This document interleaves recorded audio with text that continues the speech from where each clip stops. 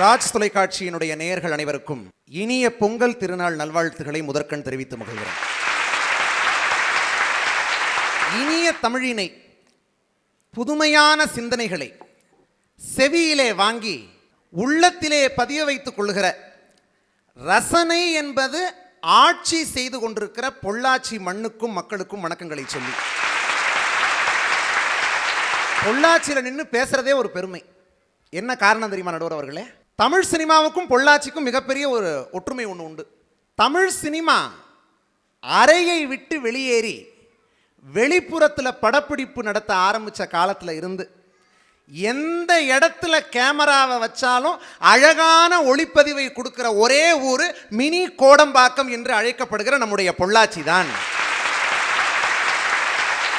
குணச்சித்திர நடிப்பா, நகைச்சுவையா, இயக்கமா, தயாரிப்பா, பலகுரலா, நடுவர் பொறுப்பா, கலைகள் அத்தனையிலும் சிறந்து கலை தாய்க்கு மகனாகி ஒரு ஒப்பற்ற கலெக்டருக்கு தந்தையான போற்றுதலுக்குரிய நடுவர் அவர்கள். காலத்திற்கு ஏற்ற தலைப்பு சார். உண்மையாகவே நடுவர் அவர்களை பார்க்கும்போது எப்படி தெரியுமா இருக்குது? ஒயிட் அண்ட் ஒயிட்டில் சூப்பர் ஸ்டார் ரஜினிகாந்த் அவர்களை பார்க்குற மாதிரி இருக்கு எனக்கு. சூப்பர் ஸ்டார் மட்டும் இந்த பட்டிமன்றத்துக்கு இப்போ வந்து நம்ம நடுவரை பற்றி பேசுகிறதா இருந்தால் எப்படி தெரியுமா பேசியிருப்பாரு? ஆம்பளைங்க போடுறது இன்றைய கணக்கு, பொம்பளைங்க போடுறது நாளைய கணக்கு, பையனுங்க போடுறது மனக்கணக்கு, பொண்ணுங்க போடுறது திரு மனக்கணக்கு, ஏழைங்க போடுறது நாலு கணக்கு, பணக்காரங்க போடுறது பணக்கணக்கு, அரசியல்வாதிங்க போடுறது ஓட்டு கணக்கு, ஜனங்க போடுறது நம்பிக்கை கணக்கு, மனுஷன் போடுறது தப்பு கணக்கு, ஆண்டவன் போடுறது பாவ கணக்கு. இன்னைக்கு நம்ம சின்னிதயன் சார் கொடுக்க போற தீர்ப்பு நியாய கணக்கு. கூட்டி கழிச்சு பாரு, கணக்கு சரியா இருக்குவா? நியாய கணக்குன்னு சொல்லிட்டீங்க, கண்டிப்பா நியாயமா தான் கொடுப்போம். தலைப்பை பாருங்க சார். தேசம் மேம்பட கணினியில் கை தழுவ வேண்டுமா, கழனியில கால் பதிய வேண்டுமா? இதான தலைப்பு. இந்த பட்டிமன்றத்துக்கு, இந்த தலைப்புக்கு இப்போ நீங்க என்ன தீர்ப்பு கொடுக்க போறீங்க அவர்களே? கடைசியில தான். ஓ, பட்டிமன்றம் முடிய விட்டு தீர்ப்பு கொடுப்பீங்களா?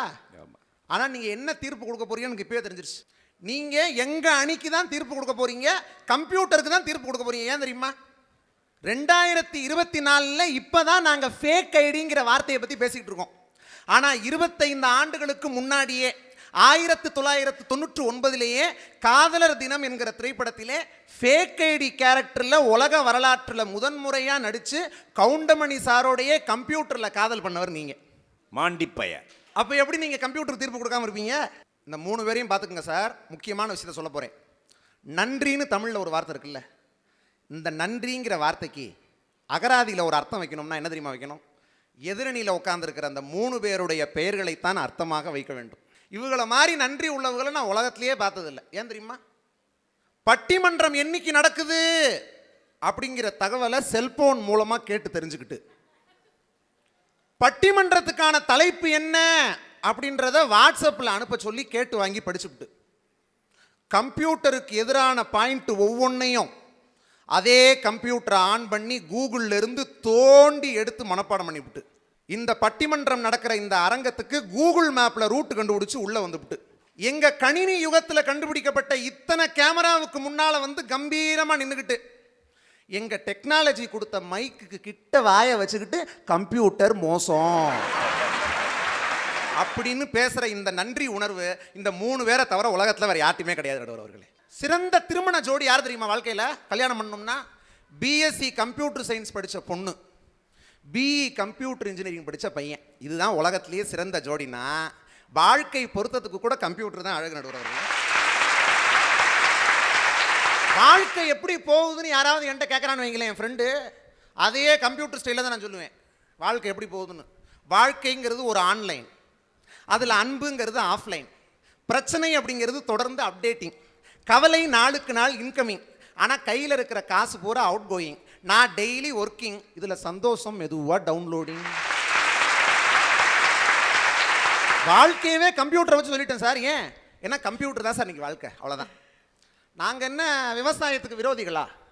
அம்மா சொன்னாங்க, கடவுள் எனும் முதலாளி கண்டெடுத்த தொழிலாளி விவசாயி. நல்ல பாட்டு, அருமையான பாட்டு. ஆனால் இன்னைக்கு அப்படி மாறிடுச்சு. எப்படி தெரியுமா? மனிதன் எனும் தொழிலாளி கண்டெடுத்த முதலாளி தான் எங்க கணினி. சொன்னாங்க, வங்கத்தில் ஓடி வரும் நீரின் மிகையால் மையத்து நாடுகளில் பயிர் செய்குவோம் பாரதி சொன்னார்னு. ஒத்துக்கிறோம். பாரதி தான் சொன்னாரு, உழவுக்கும் தொழிலுக்கும் வந்தனை செய்வோம், வீணில் உண்டு கழித்திருப்போரை நிந்தனை செய்வோம். பாரதி தான் சொன்னார். ஆனா அதே பாரதி தான் வேளாண்மைக்கும் விவசாயத்திற்கும் ஒருபோதும் நாம் அண்டை நாடுகளை சார்ந்திருக்க கூடாது, நம்மிடம் இருக்கக்கூடிய விஞ்ஞான அறிவினை, கணினி அறிவினை நாம் மேம்படுத்திக் கொள்ள வேண்டும் என்கிற பொருளிலே குடைகள் செய்வோம், முழு படைகள் செய்வோம், ஞாலம் நடுங்க வரும் கப்பல்கள் செய்வோம், உலக தொழில் அனைத்தும் உவந்து செய்வோம் என்று பாடியவர் மகாகவி பாரதி என்பதை நீங்கள் மறந்துவிடக்கூடாது. இன்னைக்கு சந்திராயன் செஞ்ச சாதனையை பெருசா பேசுறமே, இதை கனவு கண்டது யார் தெரியுமா? முதல்ல இது வெறும் சாதனை கிடையாது, அன்னைக்கு கவியரசர் கண்ணதாசனும் மகாகவி பாரதியும் கண்ட கனவு. சந்திராயனுக்கு எப்படி தெரியுமா அன்னைக்கே கனவு கண்டார் பாரதி? வானை அளப்போம், கடல் மீனை அளப்போம், சந்திர மண்டலத்து இயல் கண்டு தெளிவோம்னார். கவியரசர் கண்ணதாசன் எப்படி தெரியுமா இதே கனவு கண்டிருக்காரு? வானத்தில் ஏறி சந்திர மண்டல வாசலை தொடலாமா, மாண்டு கிடக்கும் மனிதனின் மேனி மறுபடி எழலாமா, என்றொரு காலம் ஏங்கியதுண்டு, இன்று கிடைத்தது பதில் ஒன்று, ஞானம் பிறந்து வானில் பறந்து மீண்டு வந்தான் உயிர் கொண்டு, கேள்வி பிறந்தது அன்று, நல்ல பதிலும் கிடைத்தது இன்று, ஆசை பிறந்தது அன்று, யாவும் நடந்தது இன்று. ஆசை பிறந்தது அன்று. கவியரசர் கண்ணதாசனுக்கும் மகாகவி பாரதிக்கும் அன்று பிறந்த ஆசையை இன்றைக்கு வீரமுத்துவேல் என்கிற ஒரு இளைஞன் நிலவினுடைய தென்துருவத்திலே சந்திராயன் 3 வெற்றிகரமாக தரையிறக்கி சாதனை படைத்தான் என்று சொன்னால் அதற்கு பின்னணியில் இருந்தது எங்களுடைய கணினி. வீரமுத்துவேலுடைய வெற்றியை பார்த்து உலகமே பாராட்டி கொண்டிருந்தது. அப்போ தன்னுடைய வீட்டுக்கு வெளியில பட்டாசு வெடிச்சு எல்லோருக்கும் இனிப்பு வழங்கி இந்தியாவுக்காகவே அர்ப்பணிக்கப்பட்ட தன்னுடைய மகன் வீரமுத்துவேலுடைய வெற்றியை பார்த்து பழனிவேல் என்கிற அவருடைய அப்பாவின் கண்களில் வழிந்து ஓடிய கண்ணீர் சொல்லும் எங்கள் கணினியினுடைய அற்புதம் என்ன என்பதை. சார், விவசாயம் தான் சார் சோறு போடுது, இல்லைன்னு சொல்லல.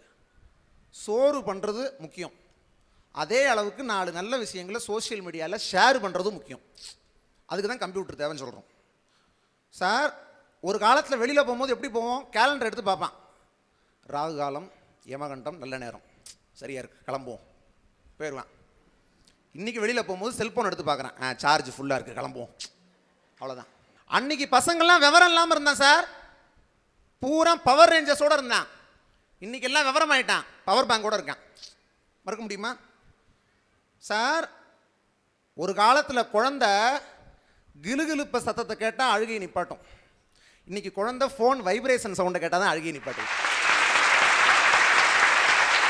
அன்னைக்கு சோறு ஊட்டும் போது கூட எப்படி ஊட்டுவாங்க? இந்த ஒழுங்காக சாப்பிட்டு இல்லை கண்ணை பிடுங்கி காக்காய்க்கு வச்சுருவேன். இன்னைக்கு எப்படி தெரியுமா? இந்த ஒழுங்காக சாப்பிட்டு இல்லை செல்லை பிடுங்கி பீரோவில் வச்சுருவேன். படக்குன்னு சாப்பிட்டாங்க எல்லாத்தையும் எடுத்து. செல்லு இல்லாட்டி எதுவும் கிடையாது சார். நான்லாம் சின்ன குழந்தையாக இருக்கும்போது போட்டுக்க டவுசரே 2 தான் இருந்துச்சு. இன்னைக்கு குழந்தைகளுக்கு ஃபோனில் ப்ரௌசரே 35 இருக்குங்க. எப்படி மாறிடுச்சு பாருங்க காலம். அன்னைக்கெல்லாம் சுகர் டேப்லெட் இல்லாட்டி கை நடுங்கும், இன்னைக்கு ஐஃபோன் டேப்லெட் இல்லாட்டி கை நடுங்கும். இந்த காலத்தில் கம்ப்யூட்டர் தேவையில்லைன்னு 3 பேரும் சொல்லிட்டு இருக்காங்க. நாங்கள் என்ன சொல்கிறோம் பாருங்க, வயிற்று பசியை போக்கும் சக்தி உங்கள் கழனிக்கு தான் உண்டு, ஆனால் அறிவு பசியை போக்கும் சக்தி எங்கள் கணினிக்கு தான் உண்டு. உங்கள் கழனி வயலிலே நின்று உழுவதற்கு கற்றுக் கொடுக்கும், ஆனால் எங்களுடைய கணினி வாழ்க்கையில் எத்தனை முறை நாங்கள் தடுமாறி விழுந்தாலும் எழுவதற்கு கற்றுக் கொடுக்கும். வாழ்க்கையை வாழ்வதற்கு உங்கள் கழனிதான் வழிகாட்டி, ஆனால் இன்று உங்கள் கழனிக்கே எங்கள் கணினிதான் வழிகாட்டி என்கிற உண்மையை இந்த அரங்கம் உணர்ந்து கொள்ள வேண்டும். கணினியால் விவசாயம் பார்க்க முடியுமான்னு கேட்டாங்க. அதுக்கு ஒரு பதிலை சொல்கிறேன் ஆதாரப்பூர்வமாக. கிருஷ்ணகிரி மாவட்டத்தில் செல்வமுரளி என்கிற ஒரு இளைஞன் கணினி மென்பொருள் நிறுவனத்தினுடைய ஒரு தலைவர். அவருக்கும் விவசாயத்துக்கும் சம்பந்தம் கிடையாது. விவசாயத்துக்காக அவர் என்ன பண்ணார் தெரியுமா? அக்ரி சக்திங்கிற பேரில் விவசாயிகள் எல்லோரும் பயன்பெறக்கூடிய வகையில் ஒரு வார இதழ் ஒன்று நடத்திட்டு வர்றாரு, ஒரு ஆன்லைன் ஆப் ஒன்று நடத்திட்டு வர்றாரு. கூகுள் நிறுவனம் என்ன பண்ணாங்க, ஒரு வருஷத்துக்கு முன்னாடி கிராமப்புறங்களில் இருக்கக்கூடிய இந்த ஆப்ஸ் உருவாக்கக்கூடிய ஒரு 100 பேரை தேர்ந்தெடுத்து அவர்களுக்கு மென்பொருள் பயிற்சி கொடுத்தாங்க. அதில் இவரும் ஒருவர், செல்வமுரளியும் ஒருத்தர். அவரை பார்த்து சொன்னாங்க, டெல்லியில் ஒரு முக்கியமான நபர் உங்களை பார்க்கணும்னு ஆசைப்படுறாரு. யாரை பார்த்து? செல்வமுரளியை பார்த்து. அவருக்கு யாருன்னு தெரியல. டெல்லிக்கு போனார். அவரை சந்திச்ச முக்கிய நபர் யார் தெரியுமா? சுந்தர் பிச்சை அவர்கள். உலகத்தினுடைய தலை சிறந்த கூகுள் நிறுவனத்தினுடைய தலைவர் சுந்தர் பிச்சை என்கிற ஒரு தமிழன் ஒரு சாதாரண கிராமத்தை சேர்ந்த ஒரு இளைஞனை நேரிலே அழைத்து, இந்தியாவில் விவசாயத்திற்கான தேவை எந்த அளவுக்கு இருக்கிறது, ஆர்டிஃபிஷியல் இன்டெலிஜென்ஸ் என்று சொல்லக்கூடிய செயற்கை நுண்ணறிவை விவசாயத்தில் எப்படி பயன்படுத்தலான்னு சுந்தர் பிச்சை ஒரு கிராமத்தை சேர்ந்த இளைஞனை அழைத்து 16 நிமிடங்கள் அந்த இளைஞனிடம் ஆலோசனை கேட்டார் என்றால் இது கணினிக்கு கிடைத்த வெற்றியே அன்றி வேற என்ன? ஆர்டிஃபிஷியல் இன்டெலிஜென்ஸால இருக்கிற தீமைகளை பூரா சொல்றாங்க சார். அதுல எவ்வளவு நன்மைகள் இருக்கு தெரியுமா? ஆர்டிஃபிஷியல் இன்டெலிஜென்ஸ்ல சொல்லவா? டேட்டாஸ் எவ்வளவு அதிகமா இருந்தாலும் சரி, நல்லா கேட்டுக்கங்க பெரியோர்களே, எவ்வளவு டேட்டாக்கள் அதிகமாக இருந்தாலும் எவ்வளவு அதிகமான டேட்டாக்களையும் குறைவான நேரத்தில் ப்ராசஸ் பண்ண இந்த ஆர்டிஃபிஷியல் இன்டெலிஜென்ஸ் தான் உதவுது. புற்றுநோய்க்கு கூட மருந்து கண்டுபிடிக்க இப்போ ஏஐ மாடல்களை பயன்படுத்த ஆரம்பித்து விட்டார்கள் பல நிறுவனங்கள். எய்ட்ஸ் வியாதியா, காச நோயா, மலேரியாவா, எல்லாவற்றுக்கும் இந்த ஏஐ டூல்ஸை பயன்படுத்தி மருந்து கண்டுபிடிக்க முடியும். பெண்கள் பிரெக்னெண்டா இருக்கும்போது கருவுக்கு ஏதாவது பாதிப்பு இருக்கா அப்படிங்கிறது கூட ஏஐயை பயன்படுத்தி இப்போ கண்டறிய ஆரம்பிச்சிட்டாங்க. ஒன்று சொல்லவா? கழனியில் உழுது வேலை பார்க்கிற ஒரு விவசாயி கூட தன்னுடைய மகன் ஒரு விவசாயி ஆக வேண்டும் என்று விரும்புவதில்லை. ஒரு கணிப்பொறியாளனாக, பொறியியல் வல்லுநர் ஆக வேண்டும் என்றுதான் ஒரு விவசாயியே விரும்புவான். ஒரு காலத்துல வரட்டி தட்டி கொண்டிருந்த பெண்கள் இப்போது கணிப்பொறியிலே விசைப்பலகையை தட்டி லட்சக்கணக்கிலே சம்பாதித்துக் கொண்டிருக்கிறார்கள் என்றால் இந்த முன்னேற்றத்தை ஏற்படுத்தியது எங்களுடைய கணினி. இப்போ வெள்ளம் வந்தது சென்னையில், தென் மாவட்டங்களில் வெள்ளம் வந்துச்சு. நல்ல மனம் படைத்த எல்லோரும் உதவினார்கள். அவரவருக்கு தேவையான உதவியை அவரவரிடம் கொண்டு போய் சேர்த்தது எது? இந்த கையடக்க கணினி தான். எங்கள் கணினியை பயன்படுத்தி வானிலை என்ன என்பதையும் எங்களால் தெரிந்து கொள்ள முடியும். மக்களுடைய வாழ்க்கை நிலை என்ன என்பதையும் தெரிந்து எங்களால் உதவி செய்யவும் முடியும். நடுவர் அவர்களே, பெண்களுக்கு கணினி அவ்வளவு ஆபத்தை ஏற்படுத்துதான். காவலன் SOSன்னு ஒரு ஆப் சார். இந்தியாவில் எந்த மூலையில் இருக்கக்கூடிய பெண்கள் பாதிக்கப்பட்டாலும் அந்த காவலன் SOS ஆப்பை பயன்படுத்தி காப்பாற்ற முடியும். 1091 என்கிற ஒரு அவசர உதவி என்று இருக்கு, 198 என்கிற ஒரு அவசர உதவி என்று இருக்கு குழந்தைகளுக்காக. கம்ப்யூட்டர் இல்லாமல் இன்னைக்கு படிப்பே இல்லை சார். ஹார்ட் டிஸ்கையும் மேக்னெட்டிக் டிஸ்கையும் பயன்படுத்தி தான் பல பள்ளிகளில் குழந்தைகளுக்கு பாடமே நடத்துகிறாங்க. எவ்வளவு சாதனைகள் நடந்திருக்கு தெரியுமா கம்ப்யூட்டரால்? திருவாரூரிலே 9ஆம் வகுப்பு படிக்கக்கூடிய மாதவ் என்கிற மாணவன் 20 முறை தோல்வி அடைந்து 21வது தடவை CPU என்கிற மைய செயலாக்க கருவியை கையடக்க அளவிலே கண்டுபிடித்திருக்கிறான். ஒரு 9ஆம் வகுப்பு மாணவன். கன்னியாகுமரி மாவட்டம் நாகர்கோவிலை சேர்ந்த ஆலன் ஃபெட்ரிக் என்கிற மாணவன் வளைவுகளில் ஏற்படக்கூடிய விபத்துகளை தடுப்பதற்கு ஒரு அறிவியல் சாதனத்தை கண்டுபிடித்திருக்கிறான். நாகையிலே தேசிய மேல்நிலை பள்ளியிலே படிக்கக்கூடிய 2 மாணவர்கள், அப்துல் முகமது, சபரிவாசன், இவர்கள் எல்லோரும் பார்வையற்றவர்களுக்கான பிரத்யேக மாற்று கண்ணாடியை கண்டுபிடித்திருக்கிறார்கள். கணினி மூலமா விவசாயம் பார்க்க முடியுமான்னு கேட்குறாங்க. பார்க்க ஆரம்பிச்சாச்சு. சென்னையில் ரோபோட்டிக்ஸ் தொழில்நுட்பத்தை பயன்படுத்தி கிட்டோபோட்டிக்ஸ் அமைப்பை சேர்ந்த குழந்தைகள் குழு ஒரு அக்ரோபோல் என்கிற விவசாயம் பார்க்கிற ரோபோவை உருவாக்கி இருக்கிறார்கள். அந்த ரோபோவே விதை விதைக்குது, அந்த ரோபோவே களை எடுக்குது, அந்த ரோபோவே நீர் பாய்ச்சுகிறது. இனிமேல் எங்கள் கணினி இல்லாமல் உங்கள் கழனியே இல்லை. ஈரோடு மாவட்டம் பெரளிமேடு என்கிற கிராமத்தை சேர்ந்த ஸ்ரீநிதி என்கிற ஒரு 12ஆம் வகுப்பு படிக்கக்கூடிய மாணவன் 18 கிராம் எடையில 3 சென்டிமீட்டர் உயரம் கொண்ட ஒரு செயற்கைக்கோளை கண்டுபிடித்திருக்கிறான். அது விவசாயத்துக்கு எவ்வளவு பெரிய உதவியை செய்து தெரியுமா? வெப்பநிலையா, காற்றழுத்தமா, கடல் மட்ட அழுத்தமா, உயரமா, எல்லாவற்றையும் கண்டறிந்து எல்லா வேளாண் தகவல்களையும் கண்டறிந்து ஒரு ஆன்லைன் ஆப் மூலமாக உடனடியாக அனுப்புது சார் அந்த கருவி. கும்பகோணத்தில் அரசு பொறியியல் கல்லூரியிலே படிக்கக்கூடிய மாணவர்கள் காற்று மாசுபடுவதை தடுப்பதற்காக சூரிய ஒளி வாகனங்களை கண்டுபிடித்திருக்கிறார்கள். இவங்க சொன்னாங்க, சுழன்றும் ஏற்பின்னது உலகம். வள்ளுவர் சொன்ன திருக்குறளை நான் சொல்றேன். 42,194 எழுத்துகளும் 14,000 சொற்களும் 1,330 குறட்பாக்களும் 133 அதிகாரங்களும் 3 பிரிவுகளும் கொண்ட 1.25 அடியில் உலகத்தையே அளந்த தெய்வப்புலவன் வள்ளுவனுடைய திருக்குறள் புத்தகத்தை கரையான்களும் எறும்புகளும் அரித்து தின்றால் கூட லட்சம் யுகங்களானாலும் அந்த திருக்குறள் புத்தகத்தை போற்றி பாதுகாக்கக்கூடிய ஆற்றல் எங்களுடைய டிஜிட்டல் லைப்ரரிக்கு, எங்களுடைய கணினிக்குத்தான் உண்டு என்கிற உண்மையை நீங்கள் புரிந்து கொள்ள வேண்டும். காதல் பாட்டு பாடினா கூட கம்ப்யூட்டரை வச்சு பாடினா தான் ரசிக்கிறான். எப்படி தெரியுமா? டெலிஃபோன் மணி போல் சிரிப்பவள் இவளா. தாளம் போடுங்க நடுவர்களே, தாளம் போடுங்க வாயில. இதுக்கெல்லாமா? மெல்போன் மலர் போல் மெல்லிய மகளா, டிஜிட்டலில் செதுக்கிய குரலா, எலிசபெத் டெய்லர் மகளா, ஜாகிர் ஹுசேன் தபலா இவள் தானா? சொன்னா சொன்னா இவள் அங்கம் தங்கம் தானா? சொன்னா சொன்னா இவள் லேட்டஸ்ட் செல்லுலார் போனா? கம்ப்யூட்டர் கொண்டிவளை இந்த பிரம்மன் அழைத்தானா என்று சொல்லி இன்றைக்கு கம்ப்யூட்டர் இல்லாமல் காதலும் கிடையாது, உங்கள் கழனியும் கிடையாது. எல்லாவற்றுக்கும் அடிப்படை எங்கள் கணினி தான்.